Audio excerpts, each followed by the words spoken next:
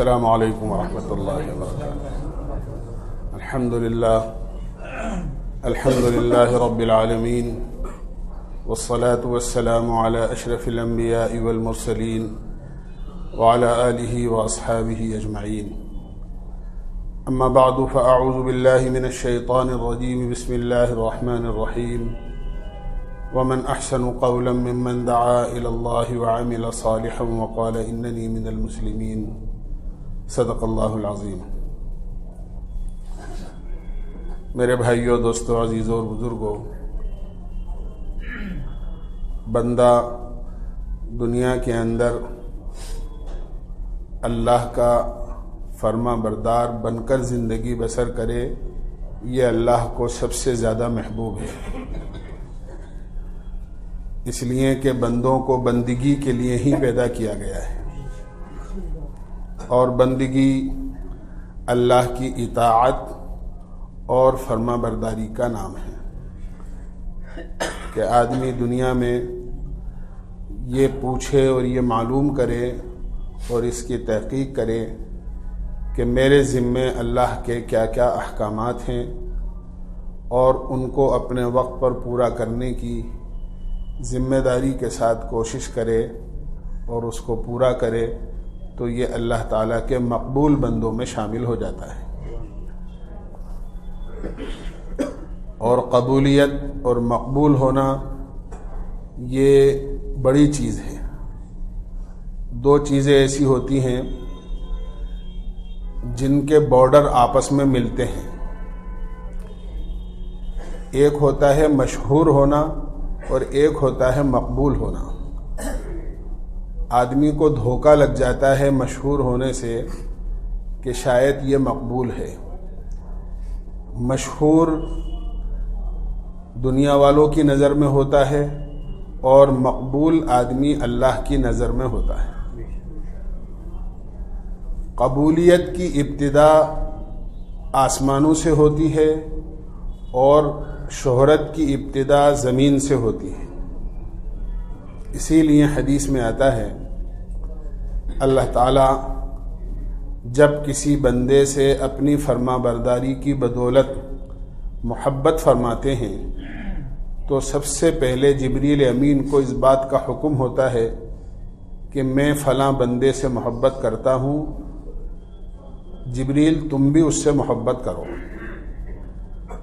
پھر جبریل امین کو حکم ہوتا ہے کہ آسمان کے تمام فرشتوں میں یہ اعلان کر دو کہ اللہ اور جبریل فلاں بندے سے محبت کرتے ہیں، لہذا آسمان کے تمام فرشتے اس بندے سے محبت کریں۔ تو آسمان کے تمام فرشتے اور تمام مخلوق اس سے محبت کرنے لگتی ہے۔ پھر اللہ تعالیٰ اس کی قبولیت کو زمین پر اتار دیتے ہیں اور پھر سارے لوگ اس سے محبت کرنے لگتے ہیں۔ تو احکامات الہیہ کی پوری کرنے کی بدولت آدمی اللہ کا محبوب بنتا ہے، مقبول بنتا ہے۔ احکامات میں اللہ تعالیٰ نے بنیادی طور پر قرآن اور حدیث ہمیں دیے ہیں۔ قرآن اللہ کی کتاب ہے اور حدیث جناب رسول اللہ صلی اللہ علیہ وسلم کا فرمان ہے۔ یہ دونوں چیزیں اساس، بنیاد ہر چیز کی ہیں۔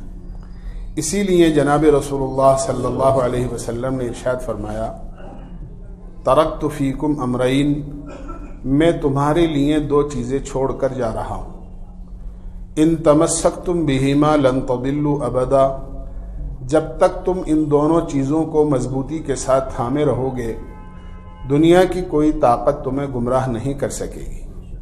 کتاب اللہ و سنت رسولہ، ایک اللہ کی کتاب ہے، اور دوسرے آپ نے فرمایا میرا طریقہ اور میری سنت ہے۔ جہاں اللہ تعالیٰ کے بہت سارے احکامات بندوں کے لیے ہیں، وہاں ایک حکم اللہ تعالیٰ نے بندوں کو یہ بھی دیا ہے کہ بندے آپس میں ایک دوسرے کو بھلائی کا حکم کریں اور برائی سے اس کو روکیں۔ یہ حکم ہے اللہ کی طرف سے۔ جناب رسول اللہ صلی اللہ علیہ وسلم کی امت کے احکامات میں سے ایک بڑا حکم بندوں کو یہی دیا گیا ہے، اور اسی وجہ سے اس امت کو خیر امت کا لقب دیا گیا ہے۔ قرآن کریم میں اللہ تعالیٰ نے فرمایا ہے، کنتم خیر امت اخرجت للناس تأمرون بالمعروف وتنہون عن المنکر وتؤمنون باللہ، تم بہترین امت ہو۔ یہ اللہ نے تمغہ دیا ہے، یہ اللہ نے اعزاز دیا ہے۔ کنتم خیر امت، تم بہترین امت ہو، لیکن امت بہترین اس لیے ہو کہ تمہیں کام دیا گیا ہے، اور وہ کام یہ ہے کہ تم آپس میں ایک دوسرے کو اچھی بات کا حکم کرو اور آپس میں ایک دوسرے کو برائی سے روکو، یہ تمہارا کام ہے۔ جب تک تم اس کام کو کرتے رہو گے اس وقت تک تم خیر امت کہلانے کے قابل ہو، اور یہ اعزاز اور یہ تمغہ اور یہ تاج تمہارے سر پر ہے۔ اس امت کو یہ حکم اس لیے ملا ہے کہ جناب رسول اللہ صلی اللہ علیہ وسلم سے پہلے جتنے انبیاء علیہم الصلاۃ والسلام دنیا میں تشریف لائے، تمام کے تمام انبیاء علیہم الصلاۃ والسلام نے لوگوں کو اللہ کی بات بتانے کا کام کیا، اللہ کی طرف بلانے کا کام کیا۔ یہ سارے نبیوں کی ذمہ داری تھی، اور سارے نبیوں نے یہ کام پورے طور پر ذمہ داری کے ساتھ نبھایا۔ ہر نبی کی ایک ذمہ داری ہوتی تھی، جن لوگوں کے درمیان میں وہ نبی بھیجے جاتے تھے ان کا جو دائرہ ہوتا تھا، اس دائرے میں جتنے انسان رہتے اور بستے تھے ان تمام تک اللہ کی بات کیسے پہنچے، اللہ کا پیغام کیسے پہنچے، اس کا نظام قائم کرنا اور اللہ کے پیغام کو پہنچانے کی پوری کوشش ایک ایک فرد تک کرنا، یہ ہر نبی کی ذمہ داری ہوتی تھی، اور ہر نبی اس کو کیا کرتے تھے۔ کوئی نبی دنیا میں ایسے نہیں گزرے جنہوں نے اپنی ذمہ داری کو پورا نہ کیا ہو۔ لیکن ایک بہت بڑی بات یہ تھی کہ اس زمانے میں انبیاء علیہم الصلاۃ والسلام کے بھیجے جانے کی جو اللہ کی طرف سے وہ ضابطہ ہوتا تھا، مختلف انبیاء علیہم الصلاۃ والسلام مختلف علاقوں میں بھیجے گئے، کوئی خاندان میں بھیجے گئے، کوئی ضلع میں بھیجے گئے، کوئی صوبے میں بھیجے گئے، کوئی ملک میں بھیجے گئے۔ ایسا بھی ہوا کہ ایک ایک وقت میں کئی نبی ہیں، ایک علاقے میں ایک نبی اللہ کے دین کی دعوت کا کام کر رہے ہیں، اور دوسرے علاقے میں دوسرے نبی اللہ کے دین کی دعوت کا کام کر رہے ہیں۔ ایسا بھی ہوا۔ بیک وقت ایک ساتھ دو نبی بھی ہوئے ہیں، جیسے حضرت موسیٰ علیہ الصلاۃ والسلام اور ان کے بھائی ہارون علیہ الصلاۃ والسلام، دونوں کے دونوں ایک ساتھ ہوئے، اور دونوں کے دونوں نے ایک ساتھ اللہ کے دین کا اور اللہ کی دین کی دعوت کا کام کیا۔ لیکن ان کی عمریں بڑی لمبی ہوتی تھیں۔ قرآن کریم نے حضرت نوح علیہ الصلاۃ والسلام کے بارے میں بالکل صاف ارشاد فرمایا ہے، وَلَقَدْ أَرْسَلْنَا نُوحًا إِلَىٰ قَوْمِهِ فَلَبِثَ فِيهِمْ أَلْفَ سَنَةٍ إِلَّا 50 عَامًا۔ ہم نے نوح علیہ الصلاۃ والسلام کو ان کی قوم میں دین کی دعوت کے لیے بھیجا، اور نوح علیہ الصلاۃ والسلام اپنی قوم میں 950 برس تک دین کی دعوت کا کام کرتے رہے۔ 950 برس تک دین کی محنت کا کام کرتے رہے۔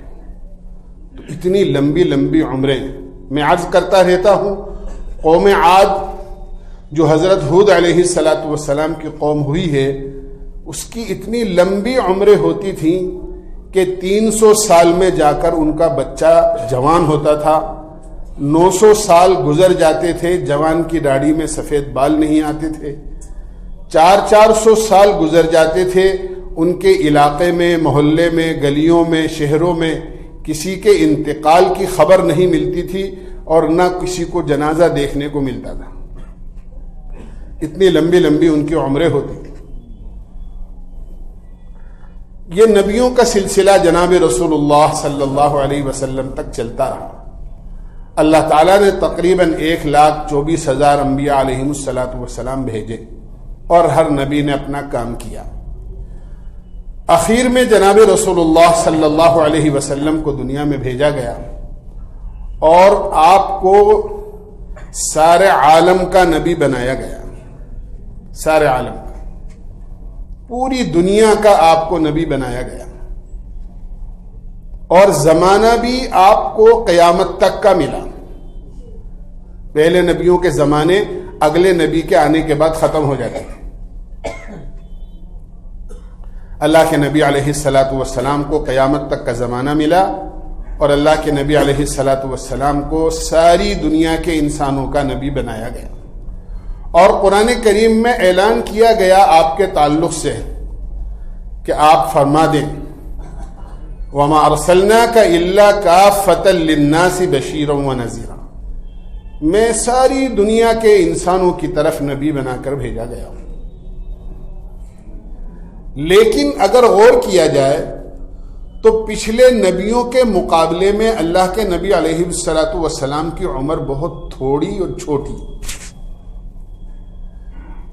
آپ دنیا کے اندر 63 سال موجود رہے، اس کے بعد آپ نے پردہ فرما لیا. اگر 40 سال پہلے کے نکال دیے جائیں نبوت کے اعلان سے پہلے کے تو کل 23 سال کا عرصہ بچتا ہے.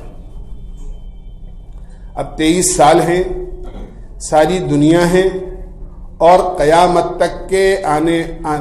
تک کا زمانہ ہے. کیونکہ آپ کے ساتھ یہ بھی اعلان کر دیا کہ آپ آخری نبی ہیں، آپ کے بعد کوئی نبی آنے والا نہیں ہے. ما کان محمد ابا احد من رجالکم ولکن رسول اللہ وخاتم النبیین، کہ آپ خاتم النبیین ہیں، آپ آخری نبی ہیں. آپ نے فرمایا لا نبی بعدی ولا امت بعدکم، میرے بعد کوئی نبی قیامت تک پیدا نہیں ہوگا اور تمہارے بعد کوئی دوسری امت نہیں آئے گی. یہ آخری امت ہے اور جناب رسول اللہ صلی اللہ علیہ وسلم آخری نبی ہے. اب چونکہ پہلے انبیاء علیہم السلام کی اور ہر نبی کی ذمہ داری ہوتی تھی کہ جن لوگوں کے درمیان میں ان کو بھیجا گیا ہے کام کرنے کے لیے ان تک اللہ کا پیغام پہنچانا ان کی ذمہ داری ہوتی تھی. اللہ کے نبی کو سارے عالم کا نبی بنایا تو سارے عالم تک اللہ کا پیغام کیسے پہنچے؟ اور پھر قیامت تک کے آنے والے انسانوں کا نبی بنایا تو قیامت تک کے آنے والے انسانوں تک اللہ کی بات کیسے پہنچے؟ اللہ تعالیٰ نے اس کا یہ انتظام فرمایا کہ آپ کی امت کو اس بات کا مکلف کر دیا کہ پہلے نبی آ کر ایک دوسرے کو بھلائی، اچھائی، خیر کی بات کا حکم کرتے تھے اور ایک دوسرے کو خیر کی بات کی تلقین کیا کرتے تھے اور برائی سے روکا کرتے تھے. یہ کام صرف نبیوں کا ہوتا تھا. اب جناب رسول اللہ صلی اللہ علیہ وسلم کی امت اس کام کو کرے گی. جو کام آپ پہلے انبیاء علیہم السلام سے اللہ تعالیٰ لیتے تھے، اللہ تعالیٰ نے اس امت کو وہ کام دیا اور پھر اس امت کو خیر امت کہہ دیا کہ چونکہ نبی سب سے افضل ہوتے تھے اور نبیوں والا کام اس امت کو دیا تو اللہ تعالیٰ نے اس امت کا مقام اور مرتبہ بھی اتنا اونچا کر دیا کہ فرمایا کہ تم خیر امت ہو، یعنی تمام امتوں میں سب سے افضل اور سب سے اعلیٰ اور سب سے اونچے ہو. اسی لیے فرمایا کہ انبیاء علیہم السلام کے بعد قیامت کے میدان میں اگرچہ تم دنیا میں اخیر میں آئے ہو لیکن تمہاری افضلیت، اشرفیت اور اعلیٰ اور اونچے مقام ہونے کی علامت یہ ہے کہ آئے تو تم دنیا میں سب سے بعد میں ہو لیکن جنت میں جانے کا نمبر آئے گا تو تم سب سے پہلے جاؤ گے. یہ اللہ نے اس امت کو مقام دیا ہے، درجہ دیا ہے اور اس امت کو اس بات کا مکلف بنایا کہ اب ایک دوسرے کو اچھی بات کا حکم کرو. ہر مسلمان کی ذمہ داری ہے کہ ہر مسلمان اپنی ذات سے اللہ کے دین پر چلنے کی پوری کوشش کرے اور اللہ کے دین کو اپنی ذات سے اپنائے. یہ ہر مسلمان کی ذمہ داری ہے. اور جتنی دین کی بات وہ جانتا ہے اتنی بات اللہ کے ان بندوں تک جن کو معلوم نہیں ہے اللہ کے دین کی بات ان تک پہنچائے. یہ ہر مسلمان کی ذمہ داری ہے. قرآن کریم میں اللہ تعالیٰ نے اس کو بڑی وضاحت کے ساتھ فرمایا انما المؤمنون الذين انما المؤمنون والمؤمنات بعضهم اولیاء بعض یأمرون بالمعروف وینہون عن المنکر ویقیمون الصلاة ویؤتون الزکاة ویطیعون اللہ ورسولہ اولئک سیرحمہم اللہ ان اللہ عزیز حکیم. کہ ایمان والے بھائی ایمان والی بہنیں آپس کے اندر ایک دوسرے کے دوست ہیں, ایک دوسرے سے قلبی تعلق ہے, آپس میں ایک دوسرے سے محبت کرنے والے ہیں. اور پھر فرمایا ان کا کام یہ ہے کہ یہ ایک دوسرے کو اچھی باتوں کا حکم کرتے ہیں, ایک دوسرے کو بری باتوں سے روکتے ہیں. وَيُطِيعُونَ اللَّهَ وَرَسُولَهُ اور خود اللہ اور اس کے رسول کی اطاعت اور فرما برداری میں لگے رہتے ہیں. یہ کام اور یہ بات اللہ تعالیٰ نے بڑی وضاحت کے ساتھ میں قرآن کریم میں اس امت کے بارے میں فرمائی ہے کہ یہ امت آپس میں ایک دوسرے کو بھلائی کی بات بتانے اور اچھائی کی بات بتانے اور خیر کی بات بتانے اور برائی سے روکنے کا کام کرے گی. لیکن ہر چیز کا ایک اصول ہوتا ہے, ضابطہ ہوتا ہے. ہمیں ذمہ داری تو دی ہے, ماں باپ ہیں وہ اپنی اولاد کو اچھائی کا حکم کریں, ان کو دین سکھائیں, ان کو خیر کی بات بتائیں, ان کو آداب سکھائیں. جیسا کہ حدیث میں آتا ہے جناب رسول اللہ صلی اللہ علیہ وسلم نے ارشاد فرمایا ماں باپ کی ذمہ داری ہے جب بچہ پیدا ہو تو اس کے سیدھے کان میں اذان دی جائے, اس کے الٹے کان میں تکبیر کہی جائے, پھر اس بچے کی اچھی پرورش کی جائے, 7 دن کا ہو جائے تو اس کا عقیقہ کیا جائے, اس کا اچھا نام رکھا جائے. جب بچہ بولنے لگے تو اس کو اللہ کا نام سکھایا جائے, آداب سکھائے جائیں, قرآن پڑھایا جائے, دین سکھایا جائے, اسلام اور اسلامی احکامات کی تعلیم اس کو دی جائے. یہ سب ماں باپ کی ذمہ داری بتائی کہ ماں باپ بڑے ہیں, بچے چھوٹے ہیں تو ماں باپ کی ذمہ داری ہے کہ اپنی اولاد کی اس طرح اچھی پرورش کریں. ایک مسلمان ہے دوسرے مسلمان کو دیکھتا ہے کہ وہ کسی اللہ کے حکم سے دور ہے, نماز سے دور ہے, قرآن سے دور ہے, اچھائی سے دور ہے, سچائی سے دور ہے, اللہ کے احکامات سے دور ہے, تو اس کی ذمہ داری ہے کہ وہ ہر مسلمان کو جہاں تک بھی اس کی کوشش ہو سکتی ہے اس کو نماز کی ترغیب دے, اس کو قرآن سیکھنے کی ترغیب دے, اس کو اللہ کے حکم پر چلنے کی ترغیب دے. اگر کسی برائی میں وہ مبتلا ہے تو اس برائی میں اس کو مبتلا دیکھ کر اس کو اچھے راستے سے اور خیر کے راستے سے اچھائی کی طرف بلانے کی پوری کوشش کرے. لیکن میں نے عرض کیا اس کے ضابطے ہوتے ہیں. جناب رسول اللہ صلی اللہ علیہ وسلم ہر چیز میں نمونہ ہے, ہر چیز میں نمونہ ہے. آپ نے جس طرح ہمیں نماز پڑھنا سکھایا, روزہ رکھنا سکھایا, قرآن پڑھنا سکھایا, حج کرنا سکھایا, ہر کام آپ نے سکھایا, اس طرح جناب رسول اللہ صلی اللہ علیہ وسلم نے امر بالمعروف اور نہی عن المنکر کہ یہ مسلمان اور ایمان والوں کا ایک کام ہے کہ ایک دوسرے کو اچھی باتوں کا حکم کریں, بری باتوں سے روکیں, تو آپ نے یہ بھی سکھایا. اللہ کے نبی علیہ الصلاۃ والسلام کے بارے میں آپ نے خود نے فرمایا بعثت معلما, میں معلم بنا کر بھیجا گیا. معلم کہتے ہیں سکھانے والے کو, کہ میں سکھانے والا استاد بنا کر بھیجا گیا. لیکن اللہ کے نبی علیہ الصلاۃ والسلام نے اپنی امت کو جو کچھ سکھایا ہے وہ بڑی شفقت اور محبت کے ساتھ سکھایا. اگر کسی آدمی کے ذہن میں کسی دوسرے کو اچھائی کی طرف لانے کے لیے خدا نہ خواستہ اس کی حقارت دل میں آ گئی کہ یہ آدمی نماز چھوڑ رہا ہے, کتنا خراب آدمی ہے, یہ آدمی جھوٹ بول رہا ہے, کتنا خراب آدمی ہے, یہ آدمی غلط کام میں لگا ہوا ہے، یہ کتنا خراب آدمی ہے. یاد رکھیں ایسی ذہنیت رکھنے والے کی بات کا کبھی اثر نہیں ہوتا، اس لیے کہ گناہ اور غلطی ایسی ہے جیسے بیماری ہوتی ہے. گناہ اور غلطی ایسی ہے جیسے بیماری ہوتی ہے. بیماری سے نفرت کی جاتی ہے، بیمار سے محبت کی جاتی ہے. ایک آدمی ہے، ایک بچہ ہے آپ کا، وہ بیمار ہو گیا تو بیماری سے تو آپ کو نفرت ہے اور بیماری کو دور کرنے کی کوشش آپ کرتے ہیں، لیکن بیمار سے محبت ہے، بیمار کو بچانے کی کوشش کرتے ہیں. ایسا نہیں ہے کہ بیماری کی وجہ سے بیمار سے ہی نفرت کرنے لگے تو یہ آدمی سمجھدار نہیں کہلاتا. بہت باریک چیز ہے سمجھنے کی. بیمار سے محبت کی جاتی ہے لیکن بیماری کو دور کرنے کی کوشش کی جاتی ہے.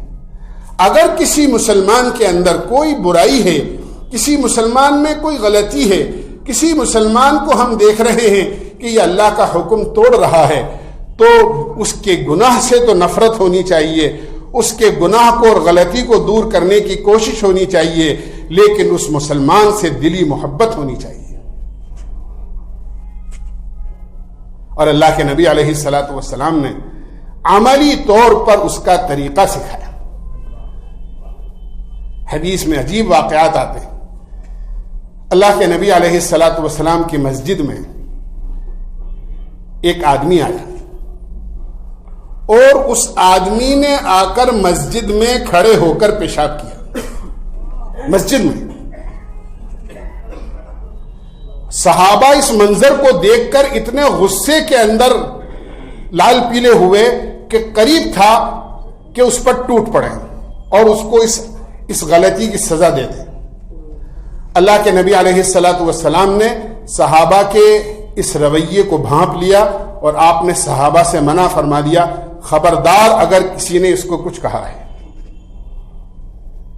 جب وہ پیشاب کر چکا تو آپ نے بڑی محبت کے ساتھ اس کو بلایا اور بلانے کے بعد یہ کہا، بھائی یہ مسجد ہے اور مسجد اللہ کا گھر ہوتا ہے، اور مسجدیں نماز پڑھنے کے لیے، قرآن پڑھنے کے لیے، دین کے مذاکروں کے لیے، اللہ کو یاد کرنے کے لیے، اللہ کی عبادت کے لیے بنائی جاتی ہیں.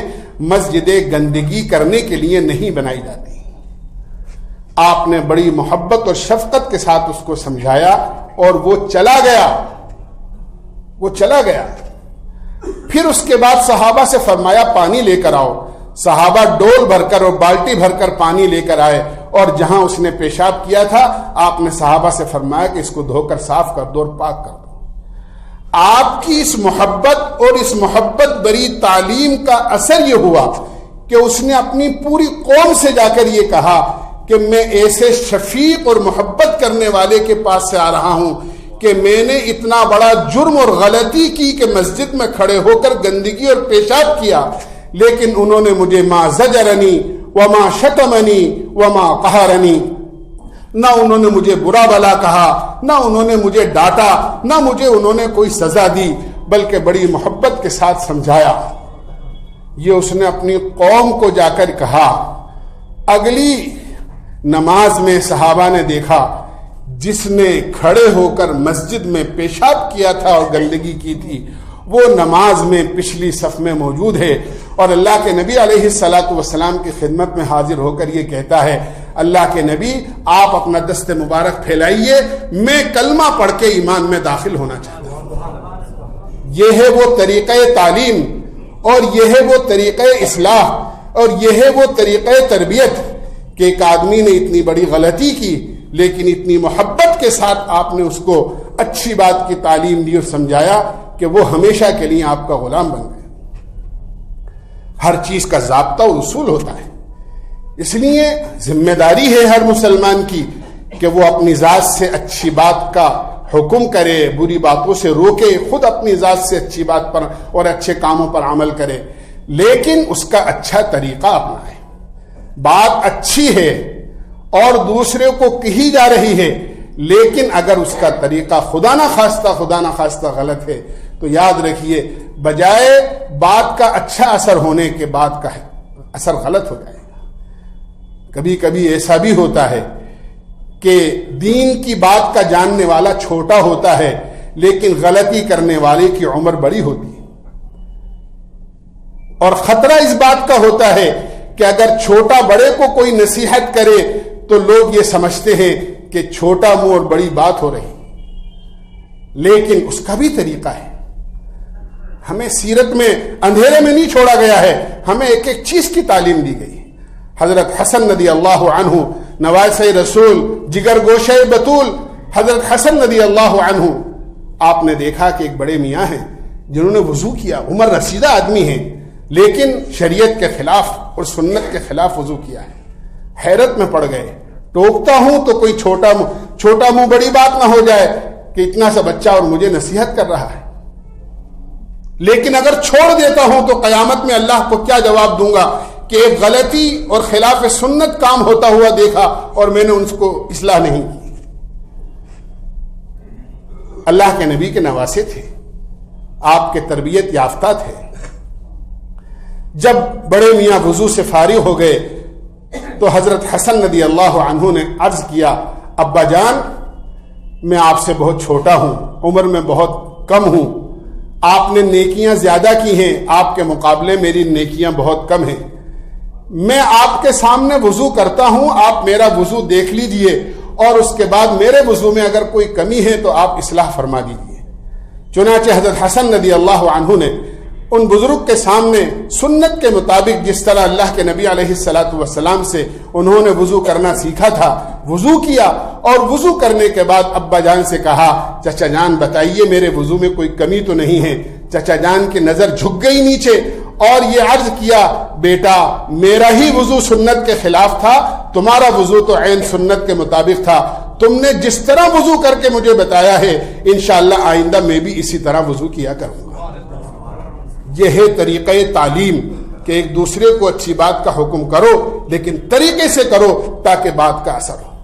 اللہ ہمیں سمجھنے کی اور عمل کی توفیق نصیب فرمائے. وآخر دعوانا